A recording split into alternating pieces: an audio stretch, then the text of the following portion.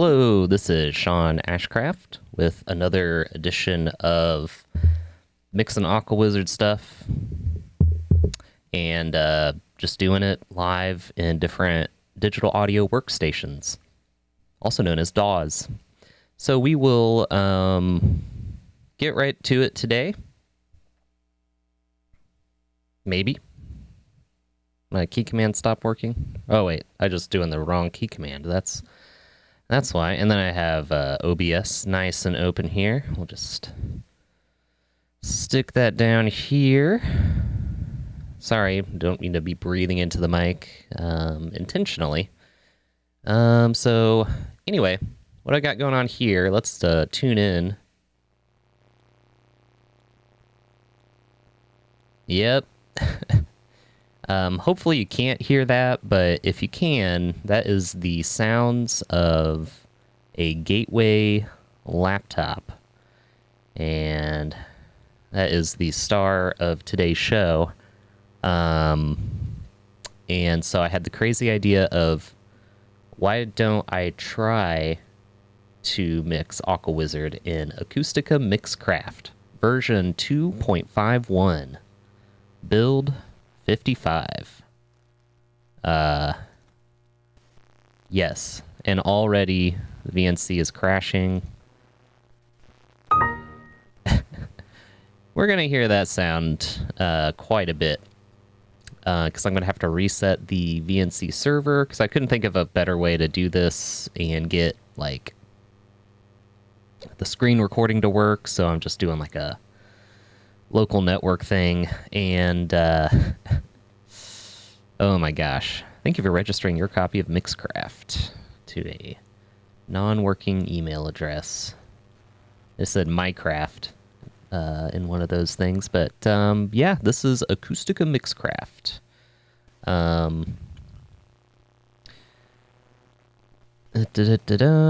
Start VNC service. All right, there we go. Cool. So I did go ahead and prep this sort of like a cooking show.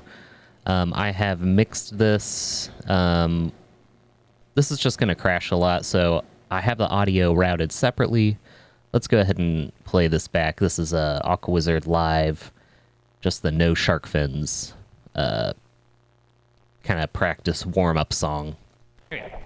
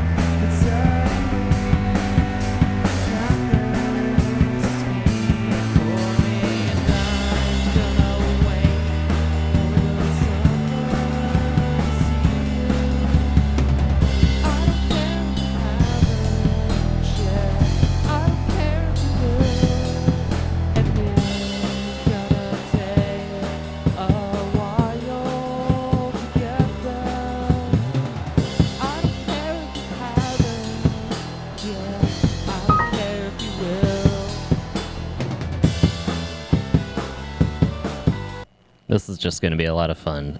So let me scooch back over here. So we are back with, so during that playback, I went through and turned off all the effects,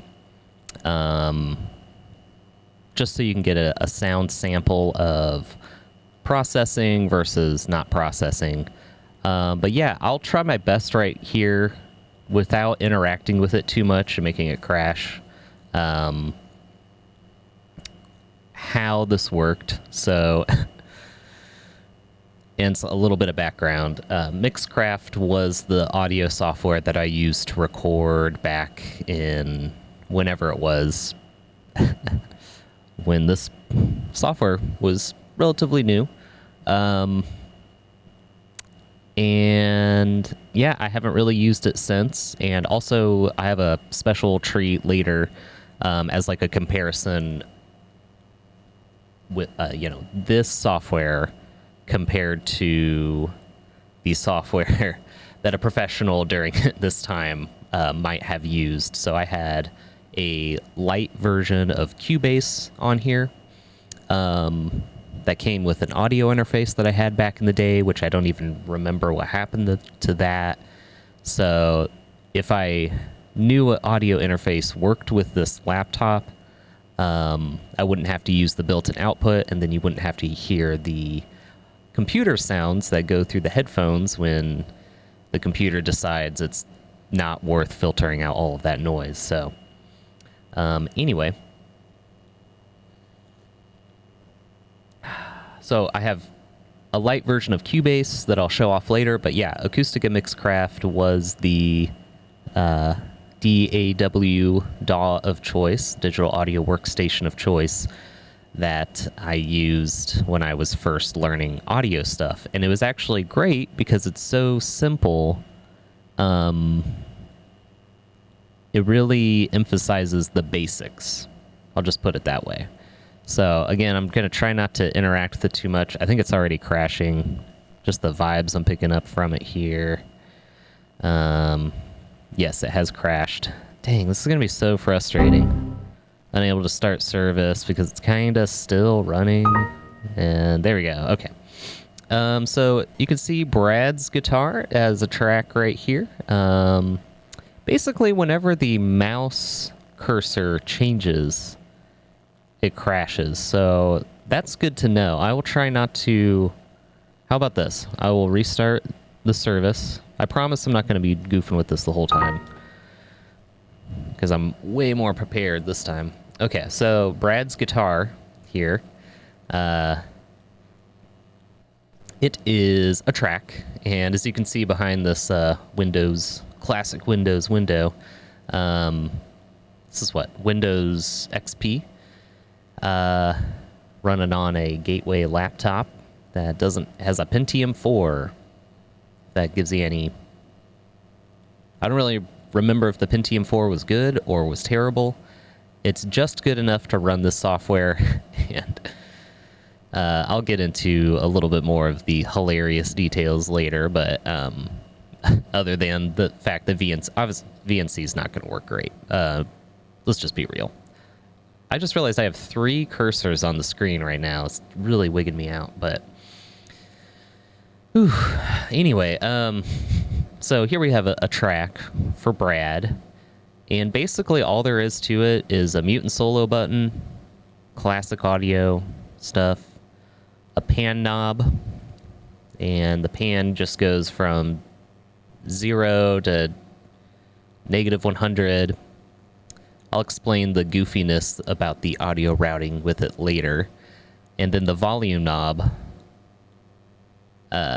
it exists, and I think that's percentage when it says 30, because halfway is 100 and you crank it all the way up and it's 200, so I assume that's 200%.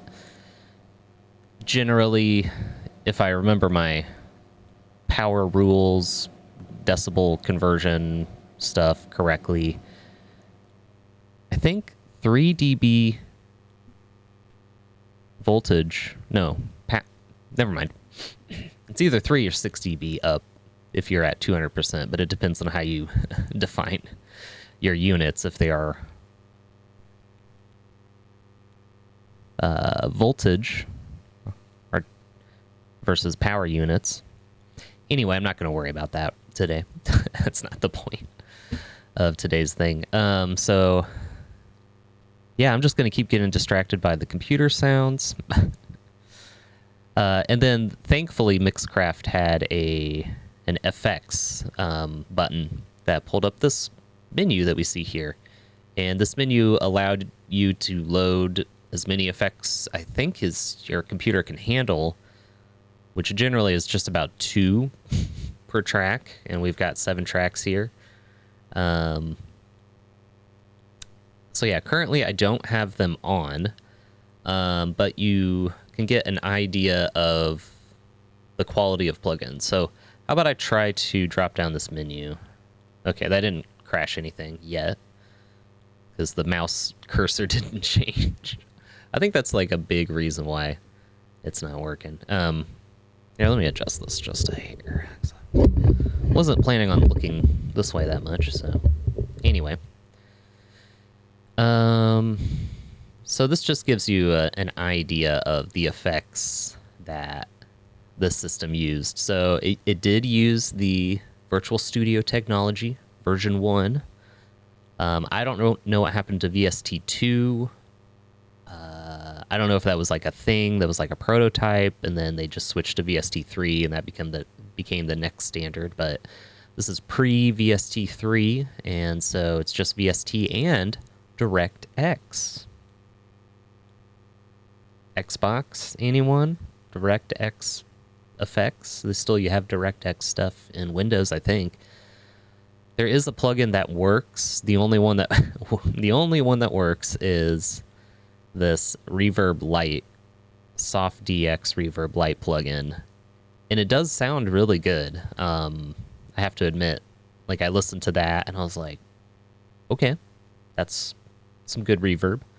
But all this other stuff does not work, and I don't know if that's Mixcraft's fault or what, but these VSTs do work. However, I've got a bunch of free amp. It's free amp 2, free amp, but they all take up way too many resources for this laptop to handle. So the only ones that I can really use are these like classic plugins. They're the ones that came with Mixcraft, and that's the ones that we're looking at today. So as best of my ability, I'm going to attempt to walk through this plugin list without crashing stuff too much.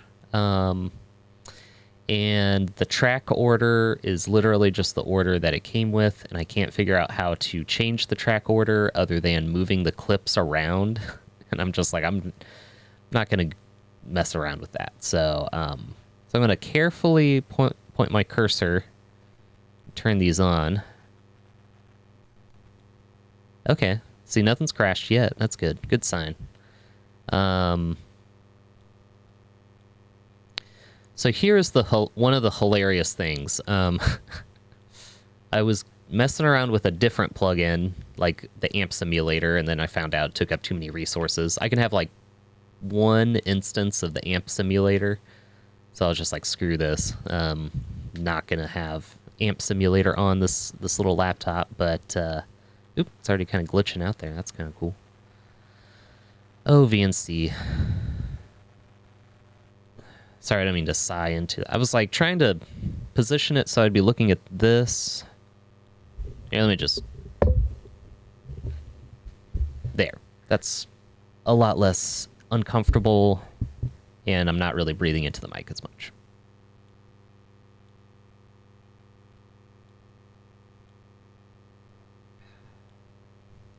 All right, so see if I can go to the next track without crashing anything. So far, so good.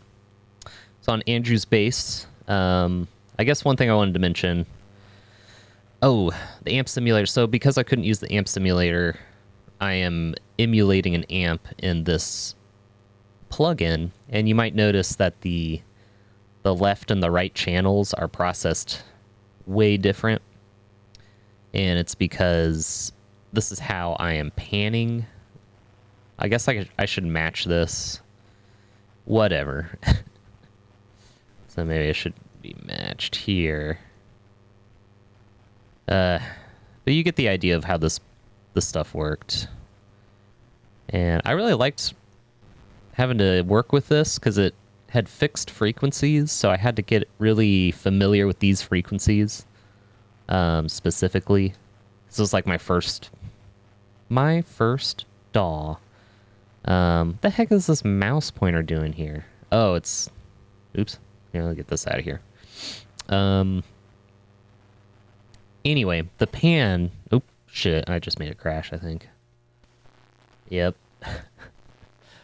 Oh, this is hilarious. Okay. Okay, don't goof with the mouse. That's so... great. It's so great. Okay.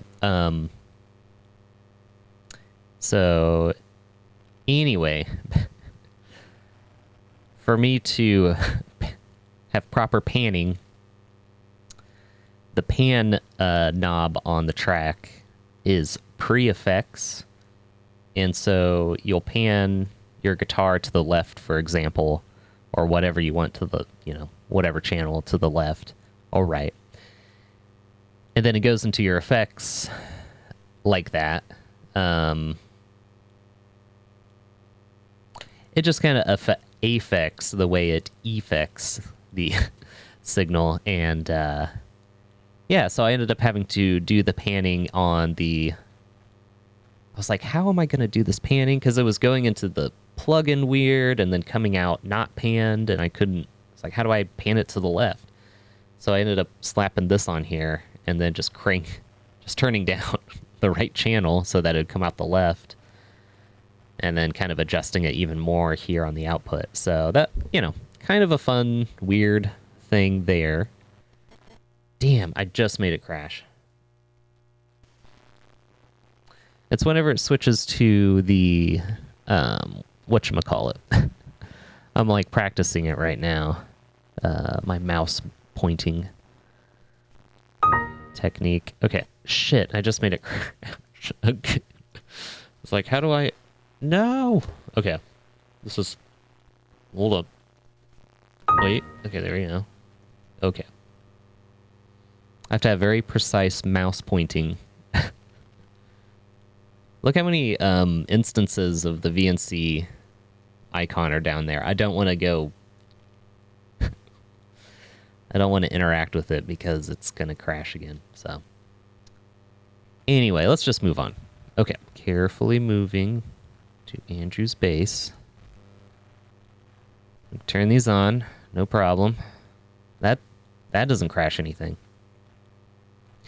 So what we got going on here is emulating a bass amp using this EQ because I didn't have enough resources to emulate, to use a bass amp emulator. And this... Yeah. So just crank up the bass, basically. Cut those mids, crank the bass. And then the compressor. This was a good compressor to learn with, because it just straight up... See if this makes it crash. The tooltip is very straightforward. It just tells you this is the ratio. I didn't really know what this meant for the longest time. I don't know. It would be nice if they had like a little visual like they do nowadays, but ooh, I was like, is that going to make it crash? It did not. So I can have a hand, I can have a pointer. I'm not allowed to have the little text thing. That'll make it crash for whatever reason. Okay, skipping room tone, let's go to Mark's kick. Very similar EQ to Andrew's bass. Compressor, EQ. Got some buffered, metered there. Just giving a little extra boost after the compressor there.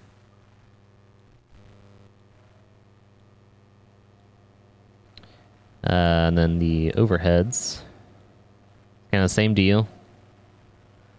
May have just been getting bored there, but if it sounds good. Plus all these, this EQ, when you load it, it just automatically has the warm and saturation buttons turned on. I'm like, heck, why not? I've been so spoiled with warm and saturation buttons on my EQ for so long. Okay, I'm gonna play this here. Same deal, Sean guitar, kind of pan to the right. Maybe I should match this. Kind of, because you do have some left channel in there. So whatever left channel you do have in there, you should make it sound good, I guess. All right. Oh, and then Sean Vox, careful. Okay, hand good. I can have the little swipey guy. I can even have this custom whatever the hell this is. But as soon as I interact with the text box, it just flips out. Oh, and then here's the reverb. Classic reverb. It's kind of a wide boy here.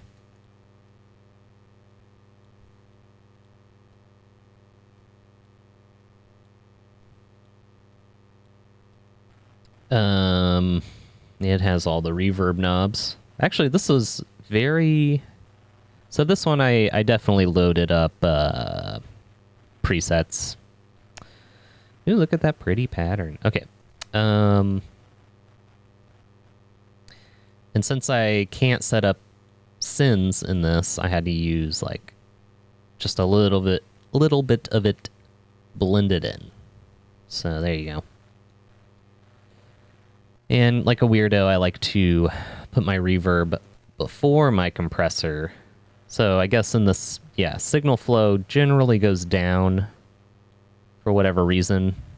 I guess you start at the top of a list and then you go down to the bottom of the list. But yeah, I just like to get a little bit more reverb to pump with the compressor. A lot of people don't like that. And yeah, I can play it back. It'll probably make it crash. But as long as I don't interact with the text box, maybe.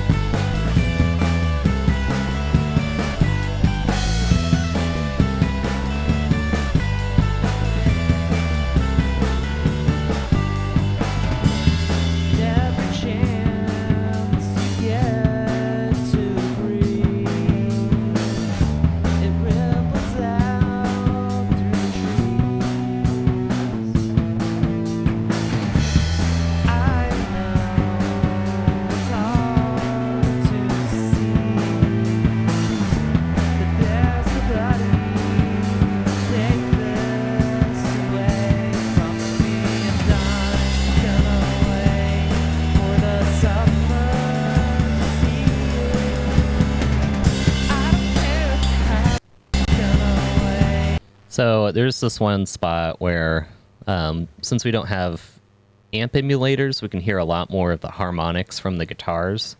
And I just like this one spot, especially when Brad's guitar has this like cool harmonic part, and then a second later, my guitar has this cool harmonic part. And so it's just kind of a neat improvised thing I wanted to listen to again here.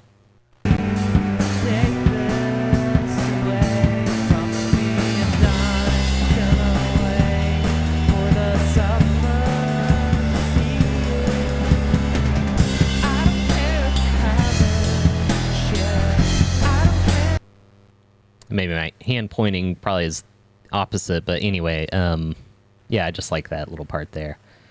So during that playback, I was able to successfully turn on this, the final main effects. So I've got a bit of a soft rider compressor here, a little smiley face curve guy, just to give a little extra juice, and then, sorry, breathing into the mic again. A classic master limiter. Very useful when you had us kids making music and this saved it from clipping out. It does a good job of leaving just a little bit of digital headroom at the very end of your mix to make sure that you don't accidentally clip and have something that sounds a little stanky. Okay, so that is basically all I have here to show off. This is basically all of Mixcraft. Like, I've pretty much shown the entire thing. You can import sounds, you can arrange them on the edit window. There's no mixer, it's just the mixing into the main effects. You can mix it down. I don't even know how it decides how long it is, but I guess maybe you can set the parameters in there. There was this neat thing I've never really noticed before. It's just kind of like a waveform display.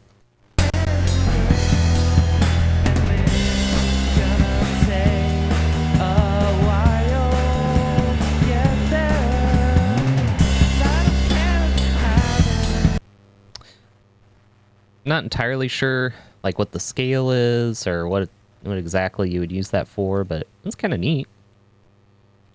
And then as far as like what you can do in the editor, it has a robust. So I guess for a long time it has crashed. Oh, this one of these icons makes it crash when I'm in edit mode. So, but yeah, I've let me get this loaded back up here, clear out all of the crashed VNCs. Oh shit, I started with the... It's immediately crashed because I started with the text thing selected. Okay, shit. Oh, I can't have this here. I need to have another window open or something.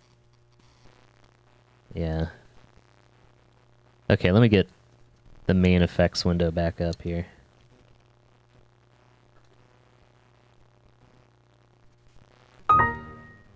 Okay. That's funny. I have to have this open to leave it open. Okay, so I'm not going to interact with the clips anymore, but they basically have this automation always follows the clips. So when you move the clip around, I can at least show that, right? Nope. Cannot. Yeah, it's like... I don't know if you can hear the computer noise, but this computer's really... It's either having a rough time or it just sounds funny.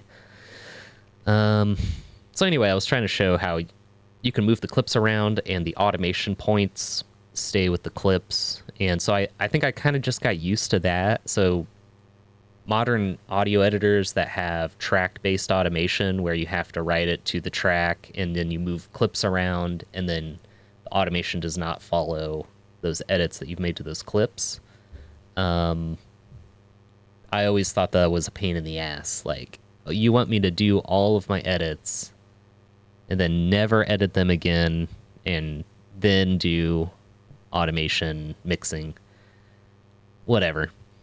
I can kind of see the reason why you want to separate those worlds, but I don't know. I just got spoiled from Acoustica Mixcraft. So this would be good for like podcast editing. We didn't even occur to us that we could record our conversations as teenagers. Just wasn't a thing. We just didn't really want to do that at all. Anyway, so let me see if I can get this to load. Nah, we don't need to save this. Here in the audio stuff, I also have a Cubase mix. So this will probably make it crash. That'll be no surprise. But this I built on 2004.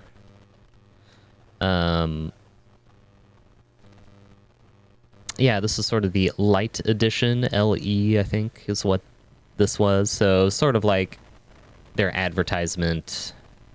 Like in a recent video, I did Pro Tools intro. Ooh, the computer sounds real cranky. And this was sort of like their introductory DAW for anybody that, you know, had just bought a associated product. But yeah, you can see it's far more complex. But since Cubase kind of invented the VST, ASIO, basically all of the virtual studio technology used in like consumer equipment back in the day,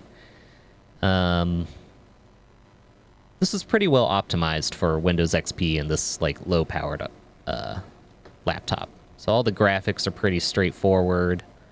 Nothing too crazy here. Just trying to be very careful not to make it and it crashed. Oh boy, no. Okay.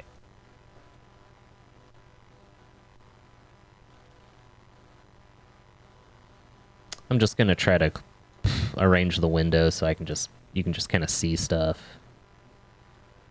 And start this up again. All right. All right, no more mouse movement. just do the overview mouse movement that doesn't interact with the desktop. So, okay. So what we got going on here... Oh, and I can't see my...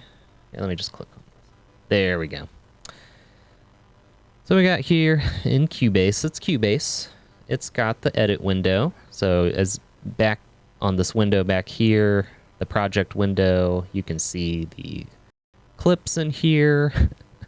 Oh, funny story why I had to append all of these Mixcraftian is because originally we had recorded in the Apple audio format, AIFF or whatever, which is like... So the reason that exists is usually it's a good idea to store audio as linear PCM or linear pulse code modulation. And basically all it is just like, is there signal in this bit? How much signal during this time frame is there? And just convert that into bits and basically measure how much signal is there for this time period, and just take that value, convert it to bits, and just keep doing that real fast. That's kind of one way to think about it. The way that it might actually be implemented is different, which is okay. Anyway, and then when you store those bits, they can either be stored from the little part first, so like your least significant bit is first, or you can store it so that your least significant bit is last. And so the first way to do it, since it's by time, so this is something that's streamable, it's very easy to stream PCM. So early voice systems used PCM, and maybe still do today, just because of the fact that its encoding is very simple. It's time-based, so if you want a live stream, you do something that is not a time-based, you know, like something that doesn't stretch over time. You want it to stay with time. So anyway, you can either start with... Sorry, the way you pack those bits together, you can either start with the smallest bit or you can start with the biggest bit. And so one of them, I don't remember which one, the dot wave, let's say that one is big Indian, and then the other one is little Indian, is what they call it. An Indian, starting with an EN, meaning that is the end of it. So is it the big end or is it the little end? And is that the basis for your pulse code modulation encoding scheme, to get it wrapped into a data type? And so this is stuff that nobody ever thinks about. Like, you don't really normally have to think about it. You're just like, whatever. Sure, logic, record into .aif. Windows, sure, record to .wave. And you just assume that it's just going to work. And so anyway, I had to convert all these files from .aif to .wave. Didn't really have to explain all that, but anyway. And so I had to make them Mixcraftian. So that's why we have tracks, and we have a mixer window in Cubase. And Cubase has this interesting feature where each track can only have 2 effects. I think that's because this is the light edition. So you make a good use of your limited resources, and there's a little CPU meter over here. It's pretty chill when it's idling, but when you play it back, it gets busier. So let's see if I can play this back. Let me see if I can play this back. Oh, starting at the very beginning. Oh, here we go.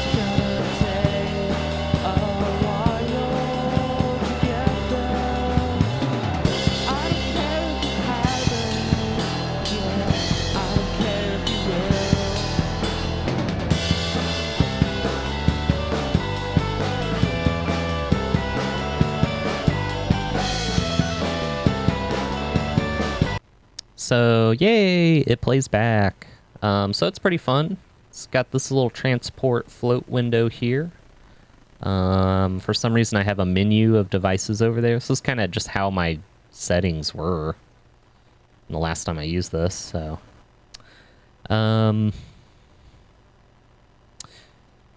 yeah, the mixer window is okay.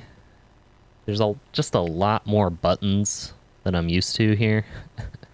But here's kind of the effect scroll out. I guess I didn't really put on EQ, but for whatever reason, let's see if this loads here. Oh, okay, here's how I'm gonna introduce this whole world.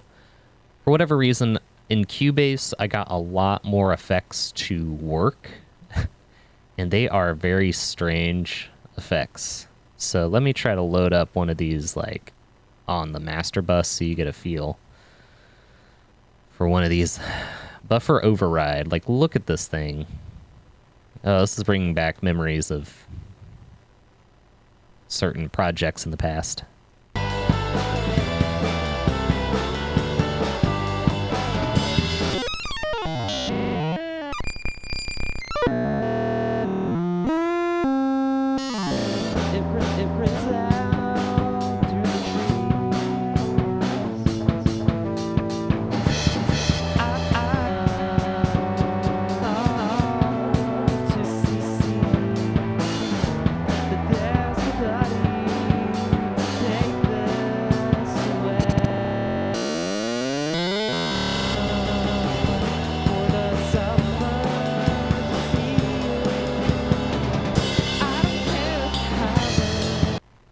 Okay, so that's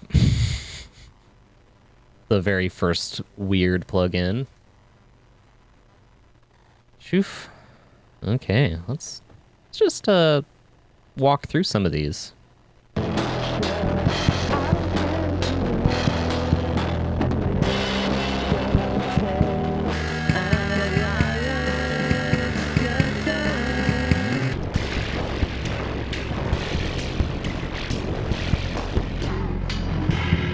Wow.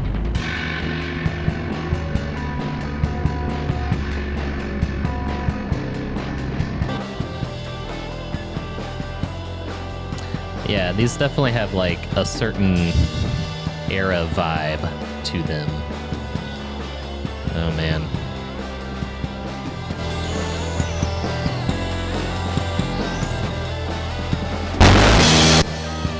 Jesus Christ.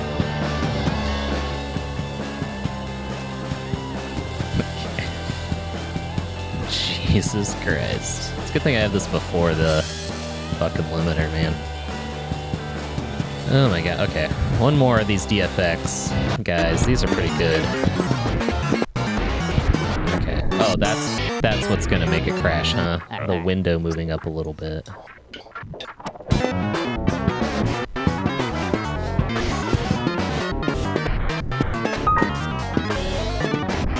Alright.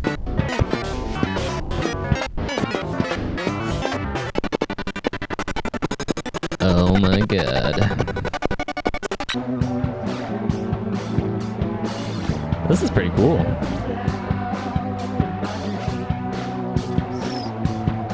Smartelectronix.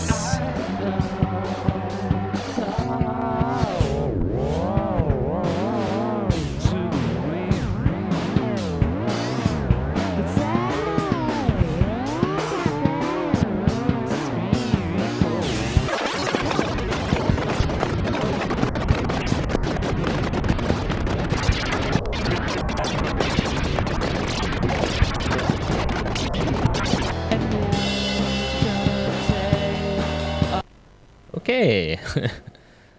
Oh yeah, I still don't really know how to switch windows very well.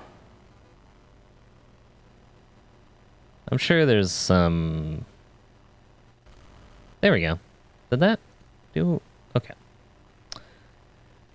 Alright, well, that was weird. I just don't know what to say. It was so... It's so much. It's just... It's a lot. So I'm just going to move straight along to another topic. Okay, did that make it crash? Not yet. Okay, it's turned on. So, legit plugins generally give you some idea of what they're really doing and what the value of processing is in the form of like a time constant. For some reason, I discovered this. Let me clean up some of these windows. Kind of discovered this whole series of plugins from this like company that I just sort of assumed back in, you know, whatever, 2005. You know, younger, more naive Internet Explorer user. Discovering, hey, there's this suite of plugins, and this one comes up and they're all called modern amplifier, analoger, compressor, deep purple. And they're all based on famous real life actual processing things. At least that's what it looks like. And then the more you kind of look into these, like, they look pretty cool, but then you just start noticing like little issues with them. Just, you know, this is an innocent mistake here, but develop by Antress, and Antress is a lot like another company that developed Autotune. I think that's Antress, or I don't remember the name of that company, but I was like, this sure seems like it's that one company that developed Autotune, and I think they were trying to, I don't know. But anyway, when you load up, so this is not how analog stuff works. When you load it up and you press play, sorry, it's probably gonna crash here. Yep.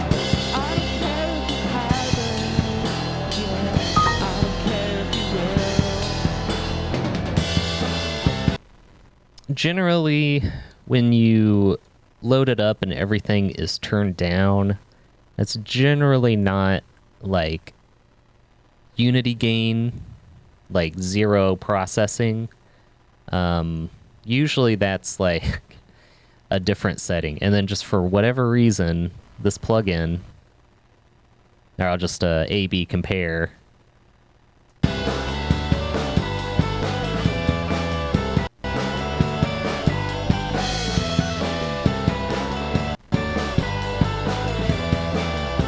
Like, it's doing a little something maybe, but that sounds like it's not really processing anything. So anything you're doing is just turning up knobs. And so that's kind of maybe your first clue that something is just a little bit off. Granted, maybe this is based on a processor that does work this way, but I'm not familiar with any processor that works this way. And then the next thing that's just a little bit suspect is, I mean, this does you do see this in some effects, but it has a standard and a high-res mode. And I just turned the high-res mode on, and the processing went down, so I'm not really sure what's going on there. And the computer's just making more noise. So, I don't really know. Maybe I need to be playing the audio.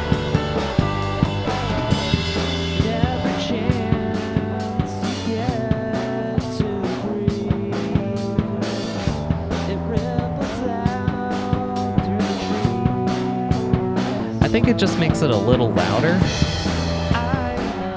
I guess this knob does turn it down. That makes sense. Okay, so this is a threshold knob. If this is gain reduction, this is actually thresholding.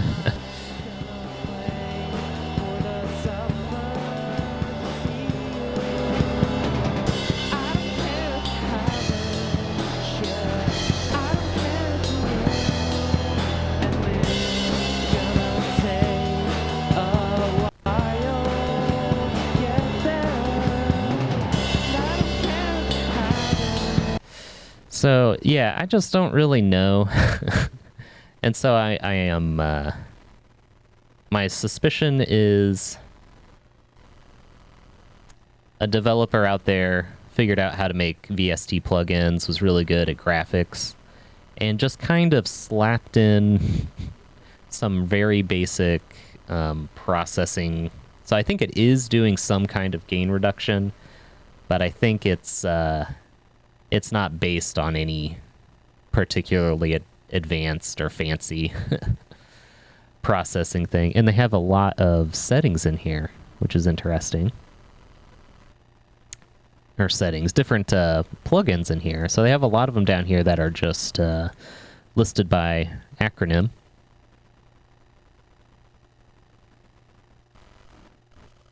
Okay, it's gonna crash. Let me try to load up one that. Oh, it didn't crash. You can see this guy. It just feels like it's about to crash. That's all I have to say. But yeah, this is definitely. Trying to find one that is spot on a copy.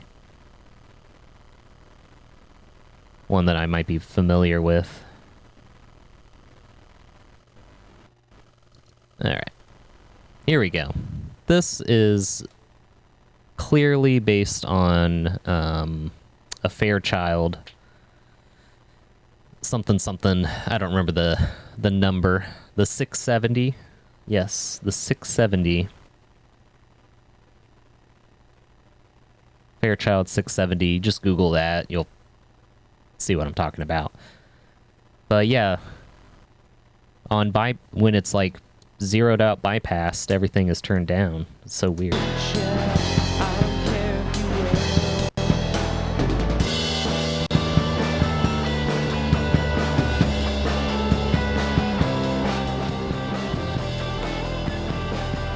think it's doing something there.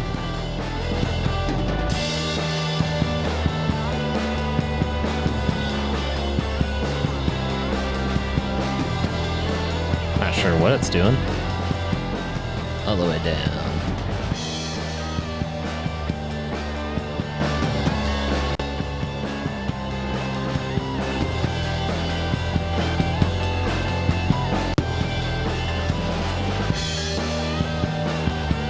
Like maybe it is compressing some, sounds like it's doing something, but it's not like, oh man, yeah, that's that sound, man, you're getting that sound. It's just like, pretty sure it's just a skin on top of a generic processor, and it's not even really calibrated normally.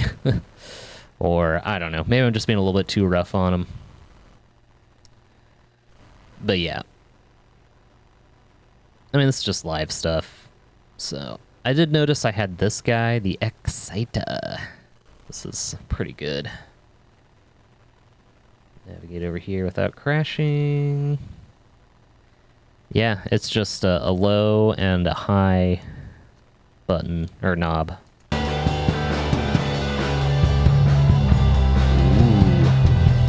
Trim this back. That's a lot of low. Alright, here we go.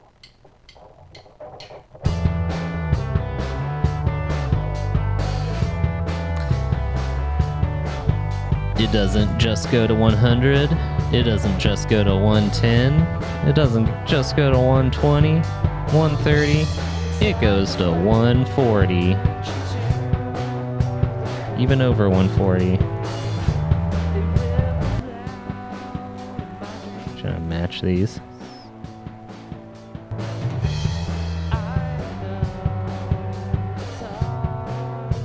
So, alright. This is kind of an interesting old school plugin.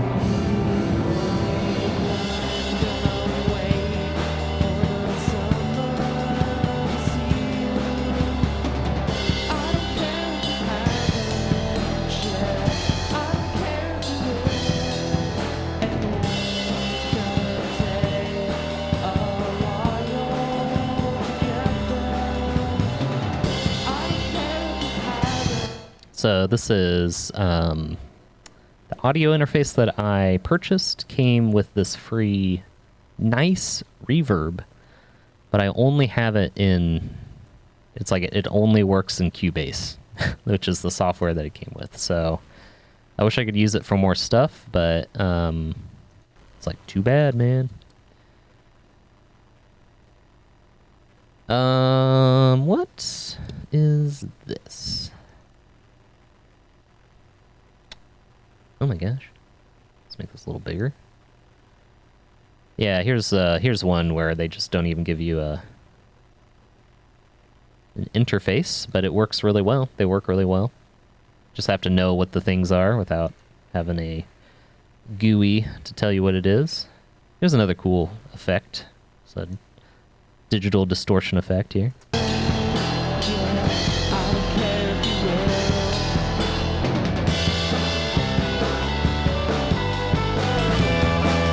Oh yeah.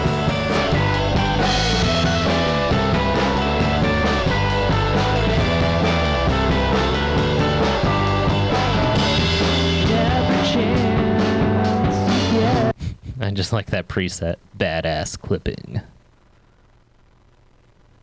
Some serious cyanide there. Yeah, these are all kind of built in. I wonder if these are similar to today's Cubase. Oh my god. Well, we gotta hear what this is.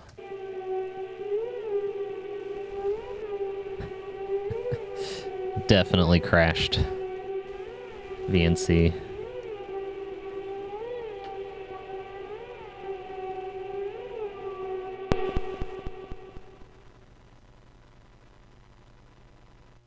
This one doesn't make any sound.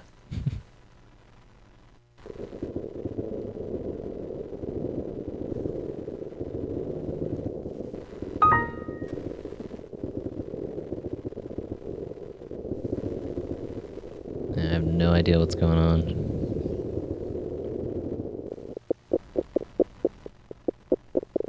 Is it supposed to sound like that?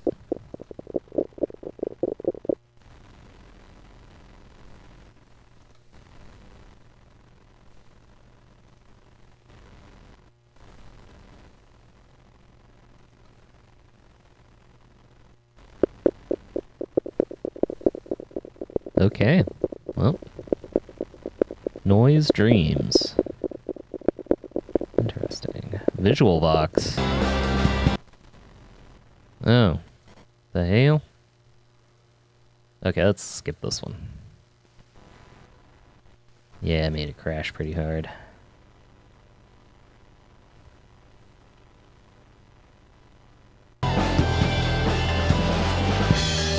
Oh. This is cool. Let me get this loaded.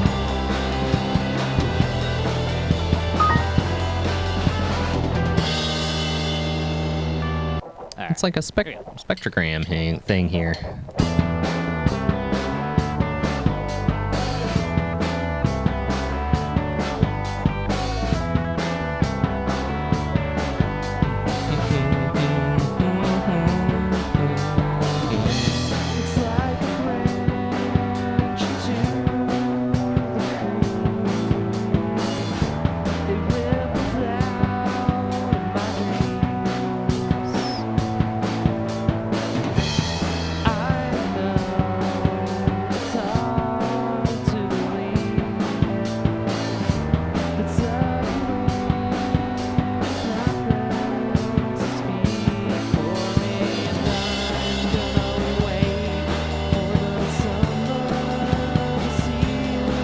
Okay, so this is pretty interesting. Gonna kind of guess.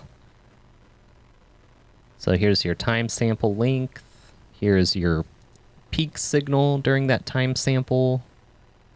Here is the calculated root mean square of your signal, which is a RMS is a really handy way to be calculating a rolling average, basically.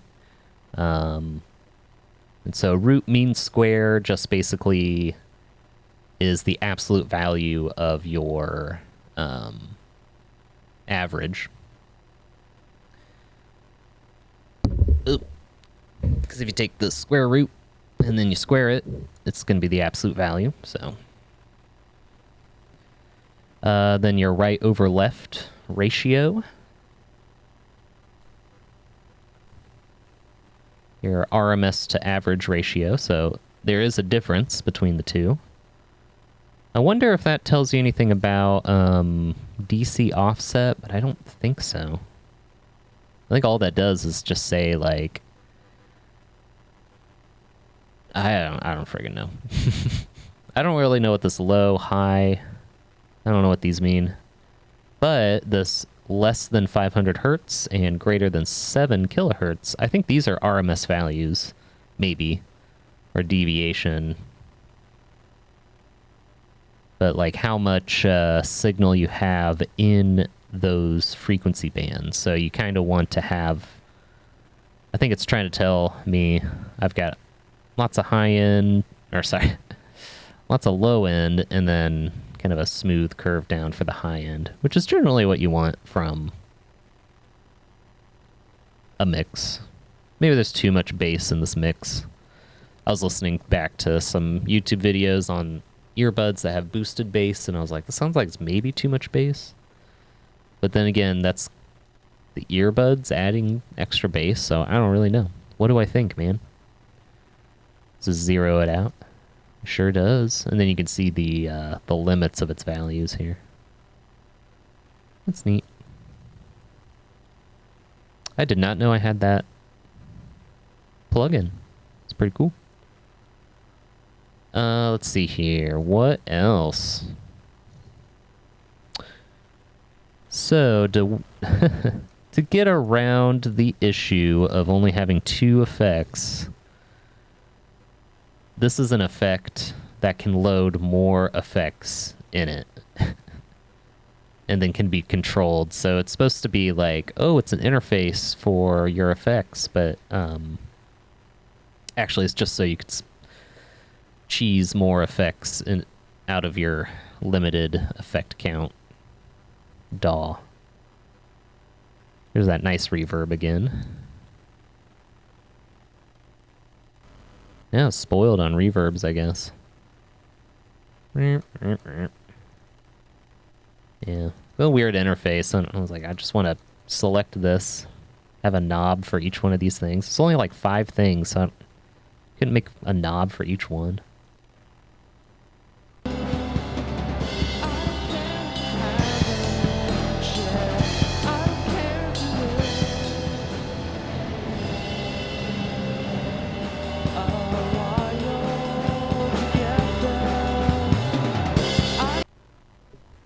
I mean, yeah, for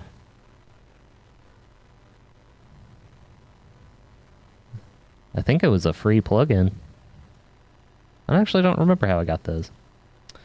Okay, so here are some weird plugins. Might make this crash, I don't know. They look cool.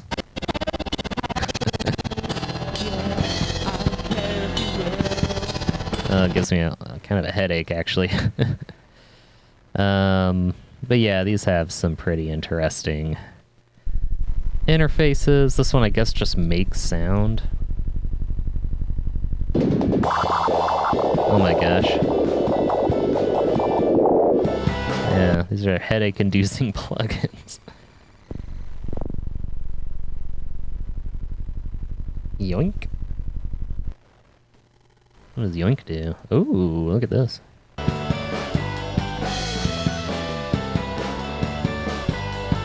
I think you have to record something.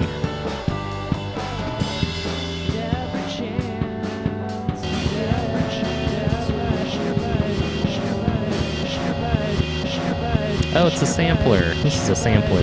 Nice. Okay.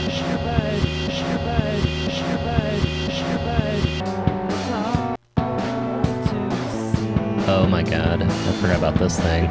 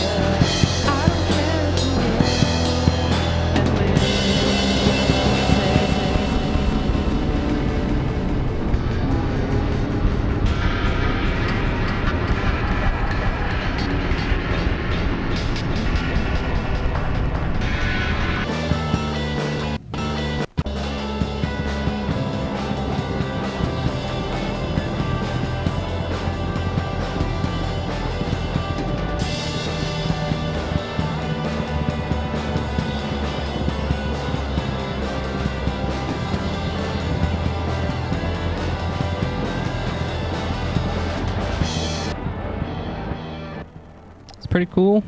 Kind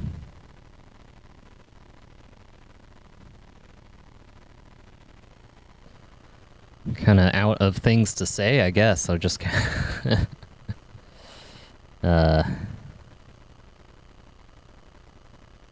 sure is a blast from the past. That's one thing I can say. So, all right. Trying to think if there's any other cool things to mention here. I don't think so. Kind of showed off a lot of these strange fellas here. Yeah. Just to give you a sample of the free amp, if it doesn't make it crash too much. Yeah, I can have about one of these bad boys running before it completely tanks the system, and it's just ridiculous what they... This is the free amp system. Does not sound good. They put a lot of work into this. You can I think the problem really is just there's too many like twiddly knobs for all the settings. Like, I'm not gonna go through all of it, but yeah, I think you can switch to... I know it doesn't look any different, but yeah, switch to the different amp types, and then it has like a chub knob and a variac. Like, I've done tube amp design and like, not design, but just I assembled it in an amp, fixed up an old amp. So I'm not an amp expert or anything, but it's just kind of, these are just weird knobs that just seem like they're making it sound worse. Like, so, yeah, you can move the microphone around, which is pretty cool. You can pick different things. That does update the graphics there. So, yeah. But yeah, just I think they still had to tweak a lot of the actual audio processing parts of this stuff to really make it sound like a real amp. It's tough to get that stuff to sound right. Yeah, we don't need that. Okay, well, I think that's going to do it for this video. Let's switch over here. Yeah, so thanks for watching, and we will check out some other cool stuff here. I don't know, sometime soon. Got plenty of these old audio things that we can definitely check out, or we can not check them out, and that's cool too. So just appreciate hanging out, checking the stuff out. Gonna go ahead and fade to black here. So, all right, have a good one.